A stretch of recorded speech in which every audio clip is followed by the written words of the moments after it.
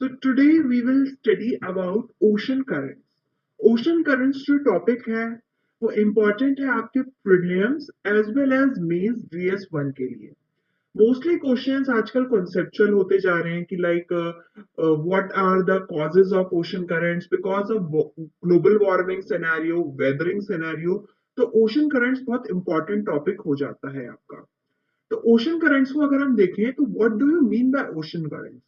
Ocean currents, the general movement of a mass of oceanic water in a definite direction is called ocean currents. तो कोई भी currents, it's just like कि river। आप एक river का example देखिए, एक रिवर जो है वो एक पर्टिकुलर डायरेक्शन में बहती है। लाइकवाइज ओशन करंट्स भी ऐसे होते हैं। ओशन करंट्स का बेसिक जो डिवीजन है on the basis of temperature, that is warm currents and cold currents. Warm currents को हम सरफेस करंट्स भी बोलते हैं बिकॉज उनकी डेंसिटी में डिफरेंस होता है। उनकी डेंसिटी कम होती है तो वो सरफेस पे रहते हैं, वेयर एज जो कोल्ड करंट्स हैं उनकी डेंसिटी हैवी होती है तो वो सब सरफेस करंट कराए जाते हैं। दूसरा डिवीजन है division on the basis of velocity, dimensions and direction, that is drifts, currents and streams. अब ड्रिफ्ट करंट और स्ट्रीम से हम क्या मतलब समझ सकते हैं? इसका मतलब है ड्रिफ्ट का मतलब है the forward movement of the surface water. Surface water का जब हम फॉरवर्ड मूवमेंट होता है of the ocean under the influence of the prevailing wind. अगर सपोज हम इस डायग्राम में देखें, इस डायग्राम से हमें ये समझ में आता है कि ये जो करंट है ये इसलिए हो रहा है, ये स्ट्रीम्स इसलिए फॉर्म हो रही है कोरियोलिस फोर्स की वजह से। यहाँ पे जो ये स्ट्रीम जा रही है इसे हम कहते हैं नॉर्थ एटलांटिक ड्रिफ्ट कहते हैं इसको। ठीक है, तो ये जो ड्रिफ्ट है बेसिकली क्यों कॉज हुई है? क्योंकि ये एक विंड के इन्फ्लुएंस में, जिसे हम कहते हैं कोरियोलिस विंड या कोरियोलिस फोर्स, ये जो बेसिकली है बहुत अनक्लियर बाउंड्री होती है और इनकी वेलोसिटी भी काफी कम होती है, बहुत धीरे धीरे बहते हैं। दूसरे आए ओशनिक करंट्स, जो इन्वॉल्व करते हैं the movement of oceanic water in a definite direction with a greater velocity. उनका डायरेक्शन डेफिनेट होता है और ग्रेटर वेलोसिटी से होता है। तो जैसे हम ये वाला अगर हम डायग्राम देखें तो इसमें हम फ्लोरिडा करंट्स को देखें। जो फ्लोरिडा करंट्स हैं इनका एक पर्टिकुलर डायरेक्शन है कि ये फ्लोरिडा की कोस्ट से होके जाएंगे। They will not go from here, यहां से नहीं जाएंगे, यहीं से होते हुए जाएंगे। इनका एक डेफिनेट पर्टिकुलर डायरेक्शन है। और oceanic stream involve the movement of the larger masses of oceanic water like river। ये क्या है? स्ट्रीम्स मतलब वो रिवर की तरह एक पर्टिकुलर डायरेक्शन में जाएंगे और एक पर्टिकुलर ही लार्ज मास को कैरी कर कर जाएंगे। ठीक है, तो ये हो गया difference between drift, currents and streams. Now we will study the currents of northern Atlantic Ocean. North Atlantic Ocean में इस साइड हमारा आ गया नॉर्थ अमेरिका एंड इस साइड हमारे आ गए European country and Africa. Africa का भी नॉर्दर्न पार्ट। तो ये जो करंट्स हैं बेसिकली यहां से ओरिजिनेट होते हैं। ये जो है ये हमारा ट्रॉपिक ऑफ इक्वेटर जा रहा है। ठीक है, सॉरी, इक्वेटर जा रहा है। तो इक्वेटर के पास से नॉर्थ इक्वेटोरियल करंट जनरेट हुए क्योंकि रोटेशन हो रहा है अर्थ का। रोटेशन की वजह से जो इक्वेटोरियल पार्ट है वहां पे वार्म करंट्स जनरेट होंगे क्योंकि इक्वेटर पे डायरेक्ट सन का रेस पड़ रहा है। ये इक्वेटर करंट जो है ये आगे जाकर, क्योंकि कॉन्टिनेंट है तो ये बाइफरकेट हो जाते हैं। बाइफरकेट होके इस साइड तो आपके आ गया फ्लोरिडा करंट, यहाँ पे आ गया एटलीज करंट क्योंकि यहाँ पे एटलीज आइलैंड है। और जब ये फ्लोरिडा और एटलीज करंट दोनों मिल जाते हैं तो ये गल्फ ऑफ स्ट्रीम बनाते हैं। ये गल्फ गल्फ है यहाँ पे, तो यहाँ पे गल्फ ऑफ स्ट्रीम बनाते हैं। ये गल्फ ऑफ स्ट्रीम आगे जाकर बाइफरकेट होके नॉर्थ अटलांटिक ड्रिफ्ट और नॉर्वेजियन करंट्स बनाते हैं। ये आप देख सकते हैं नॉर्वेजियन करंट्स। ये नॉर्वेजियन करंट जो है ये आपके रशिया साइड में जाते हैं। तो ये आप बारमेनिस्कस एक वहां का एक पोर्ट है रशिया का जो कि आइस फ्री रहता है because of these current Norwegian currents, क्योंकि ये वार्म करंट्स होते हैं। अब आई बात कोल्ड करंट्स की यहाँ पे। तो कोल्ड करंट्स हमारे आ रहे हैं आपके नॉर्थ पोल से। नॉर्थ पोल से कोल्ड करंट्स आ रहे हैं जो कि आ रहे हैं इस साइड से लैब्राडोर करंट, क्योंकि यहाँ पे क्या है, लैब्राडोर एक एरिया है यहाँ पे जो ओशनिक कैनाल बीच में जो पड़ता है, से लेब्राडोर करंट्स कहते हैं, और इस साइड से north eastern sorry east Greenland currents आ रहे हैं।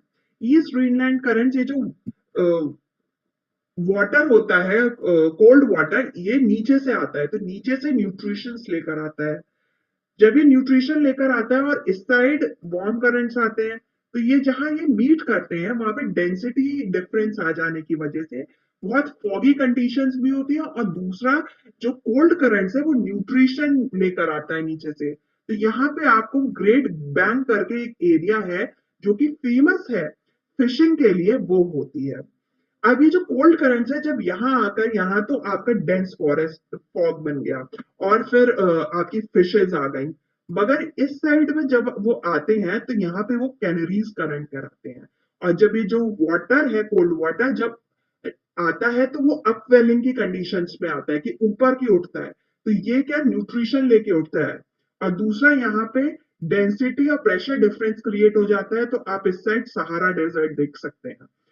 ठीक है, तो ये आपका हो गया नॉर्थ अटलांटिक ओशंस के करंट। नेक्स्ट आता है आपका currents of south Atlantic ocean. South Atlantic Ocean में इस साइड आपका आ गया नॉर्थ साउथ अमेरिका, एंड इस साइड आपके आगे अफ्रीकन कंट्रीज आ गए, और नीचे आपका एंटार्क्टिक ओशन आ गया और एंटार्क्टिक कॉन्टिनेंट आ गया, जो कि आपका साउथ पोल्स हो गया।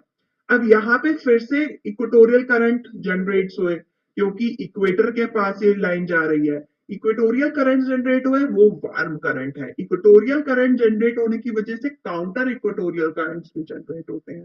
काउंटर इक्वेटोरियल करंट्स जनरेट क्यों हुए? क्योंकि जो जब हमारी जो अर्थ है वो वेस्ट की तरफ को पुश मारती है, काउंटर करती है। जब कोई करंट इस साइड आता है, तो यहाँ के जो कॉन्टिनेंट है इनसे टकराया, अब वो टकरा के फिर बैक जाता है, तो इनको काउंटर इक्वेटोरियल करंट्स कहते हैं। ठीक है, अब ये साउथ इक्वेटोरियल करंट्स जब साउथ अमेरिका की तरफ से आते हैं, तो ये वार्म करंट्स है। तो ये पहला वार्म करंट जो बना, ये हुआ ब्राजीलियन करंट। ब्राजीलियन करंट जो है आगे गया।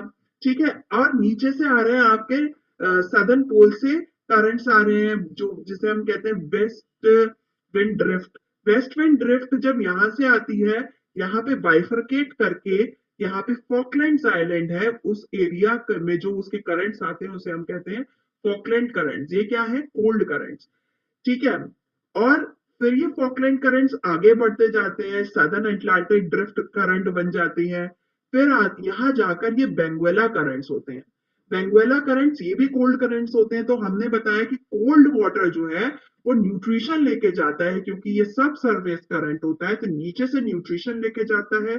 यहाँ पे अपवेलिंग की कंडीशन आती है, जिस वजह से प्रेशर डिफरेंस क्रिएट होता है, और फिर से आप यहाँ पे देख सकते हैं डेजर्ट्स फॉर्मेशन, जो कि नामीबिया और कालाहारी डेजर्ट यहाँ पे पाए जाते हैं।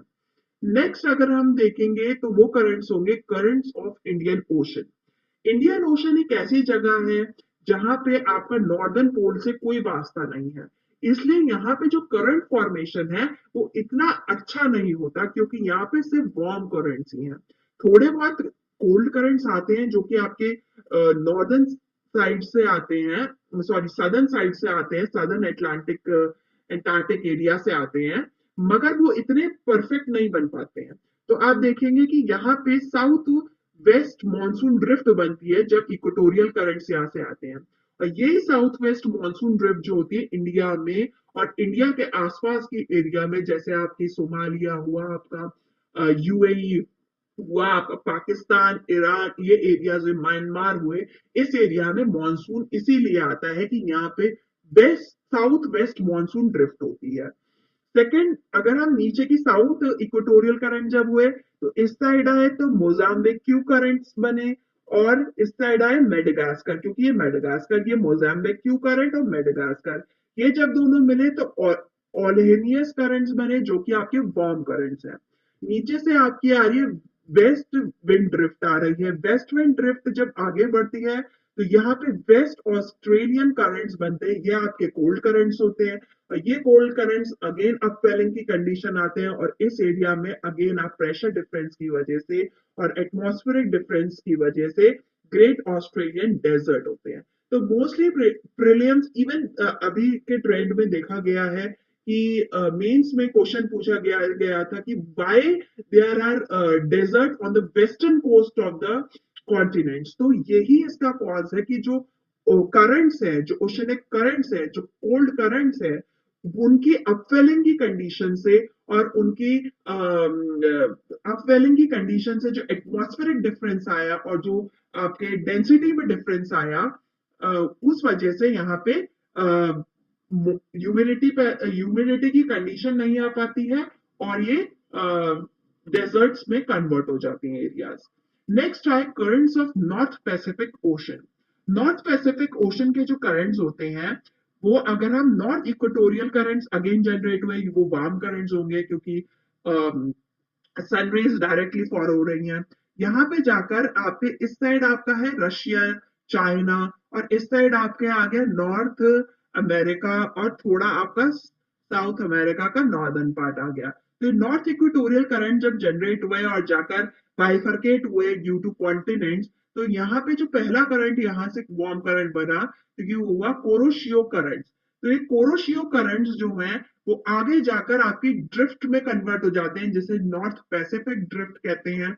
नॉर्थ पैसिफिक ड्रिफ्ट आगे जाकर अलास्का करंट्स में हो जाती हैं जो कि अलास्का में आपकी स्नो और रेनफॉल को प्रमोट करती है, वार्म करंट्स। ठीक है, और इस साइड से कोल्ड करंट्स आ रहे हैं आपके नॉर्दर्न पोल से जो कि हैं Kuril currents and Oyashio currents. Again यहाँ पे जब वार्म करंट्स और कोल्ड करंट मिलते हैं अगेन डेंस फॉग बनता है, अच्छी पैदावार होती है फिशेस की और ये एरिया रिच है फिशिंग के लिए। अब ये जो कोल्ड करंट है जब इस साइड से नॉर्दर्न अमेरिका की तरफ आते हैं तो इन्हें कैलिफोर्निया करंट कहते हैं और इस वजह से कैलिफोर्निया अपवेलिंग हुई तो यहाँ पे डेजर्ट फॉर्मेशन है जिसलिए कैलिफोर्निया डेजर्ट या मोहावे डेजर्ट यहाँ पे है। नेक्स्ट हम पढ़ेंगे currents of south Pacific ocean. South Pacific ocean में इस साइड आपका आ गया ऑस्ट्रेलिया और यहाँ पे आइलैंड्स आ गए आपके बोर्नियो, फिलीपींस, न्यूजीलैंड ये सब। और यहाँ पे थोड़ा पार्ट आपका आ गया आपका साउथ अमेरिका का। ठीक है, तो काउंटर इक्वेटोरियल करंट ये सब जनरेट हुई ऑलरेडी मैं आपको बता ही चुकी हूँ। अब ये जो नॉर्थ इक्वेटोरियल और साउथ इक्वेटोरियल करंट जो है वो काउंटर इक्वेटोरियल करंट करे। अब ये अगेन जाकर यहाँ पे बाइफरकेट हुआ ऑस्ट्रेलिया की वजह से। बाइफरकेट होते ही यहाँ पे इन्होंने बनाए ईस्ट ऑस्ट्रेलियन करंट्स। ये क्या हुए आपके वार्म करंट्स, नीचे से आ रहे हैं आपके एंटार्क्टिक एरिया से आ रहे हैं आपके वेस्ट विंड ड्रिफ्ट और साउथ पैसिफिक करंट जिसे हम कहते हैं जो कि कोल्ड करंट्स है। अगेन अपवेलिंग कंडीशन हुए, यहाँ पे हुआ हम्बोल्ट करंट या पेरू करंट। अपवेलिंग की कंडीशन से डेजर्ट फॉर्मेशन हुआ जिसे कहते हैं अटाकामा डेजर्ट। ठीक है, तो ये सब जो करंट्स है बेसिकली प्री और मेंस में पूछ ले जाते हैं। प्री में आपको एज एन फॉर्मेट क्वेश्चन दे दिया कि कौन सा वार्म करंट है, कौन सा कोल्ड करंट है, हम्बोल्ट करंट आप कहाँ पा सकते हैं, किस एरिया में पा सकते हैं। तो these all questions are important for prelims as well as mains. Now we will read what cause the current, what is the factors which are causing current। तो सबसे पहला फैक्टर है रोटेशन ऑफ अर्थ। तो जैसे कि आपको पता है अर्थ रोटेट करती है तो कोरियोलिस फोर्स जनरेट होती है। कोरियोलिस फोर्स की वजह से भी ये करंट्स जनरेट होते हैं। और इक्वेटोरियल काउंटर इक्वेटोरियल करंट्स ये सब जो है हमारी रोटेशन ऑफ अर्थ की वजह से जनरेट होते हैं। सेकेंड है factors related to ocean temperature. Temperature difference मतलब जैसे कि टेम्परेचर डिफरेंस सपोज जो इक्वेटोरियल का रीजन है, इक्वेटोरियल पार्ट का रीजन है वो हीटिंग की वजह से गर्म हो जाता है। तो वार्म वाटर जो होता है उसकी जो temperature is inversely proportional to pressure. तो टेम्परेचर इंक्रीज मतलब प्रेशर कम हो गया। लाइकवाइज जो पोल है वहां पे टेम्परेचर कम तो प्रेशर ज्यादा हो गया तो हाई टू लो जाएगा, तो इस वजह से करंट जनरेट होते हैं। दूसरा सेलिनिटी डिफरेंस की वजह से होते हैं और तीसरा डेंसिटी ऑफ डिफरेंस की वजह से होते हैं। Third factor related two is atmosphere, atmospheric pressure and winds. Like winds मैंने बताया कोरियोलिस फोर्स से आपकी उस वजह से आपके करंट्स मूव करते हैं। सेकंड रेनफॉल एंड इवापोरेशन, आपके इक्वेटोरियल पार्ट में ज्यादा इवापोरेशन है तो आपका जो है वहां पे रेनफॉल भी ज्यादा होगी, तो उस वजह से भी जितना ज्यादा जहां पानी होगा फिर वो पानी जो है लेके lower area, high to low का कॉन्सेप्ट देखिए। तो इसमें factors notifying oceanic currents like directions, shape and configuration of coastline, rotation relief and seasonal variation.